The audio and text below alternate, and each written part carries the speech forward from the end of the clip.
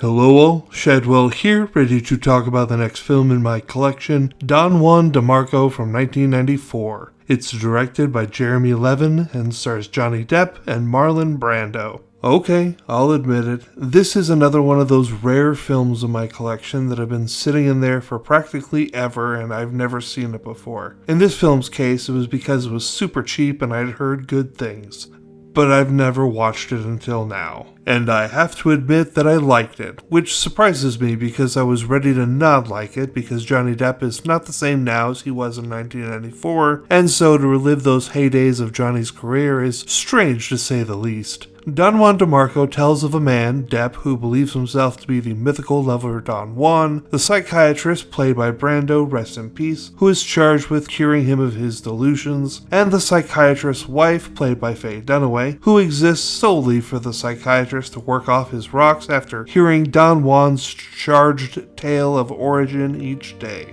And longtime fans of this review series might recognize Bob Dishy from the earlier review of I Wonder Who's Killing Her Now, as he is in this film too as the head of the psychiatric center. I gotta start out by saying there is no way that Don Juan gets that cape into the ward. As a visitor to the psych ward in the past, I can tell you that the cape would be confiscated immediately as it was perfect for making a noose with. Fuck, if they're gonna take your shoelaces, imagine how much damage an entire cape can potentially do.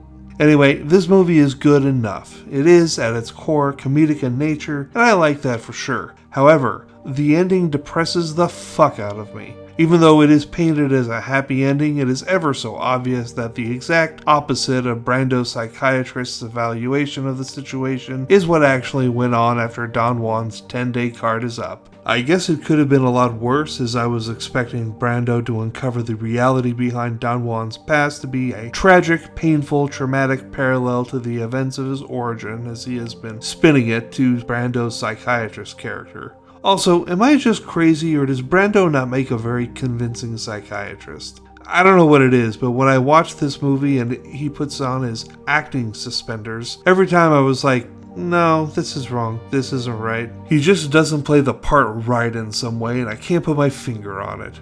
Also, for the filmmakers to try and put Depp across as 21 years old with a straight face is a fucking joke. I'd buy late 20s at best. I'm going to give Don Juan DeMarco a C+ for being better than average, but not by much. Tomorrow is the first film in the 2-film Don't Breathe franchise, Don't Breathe. See y'all then.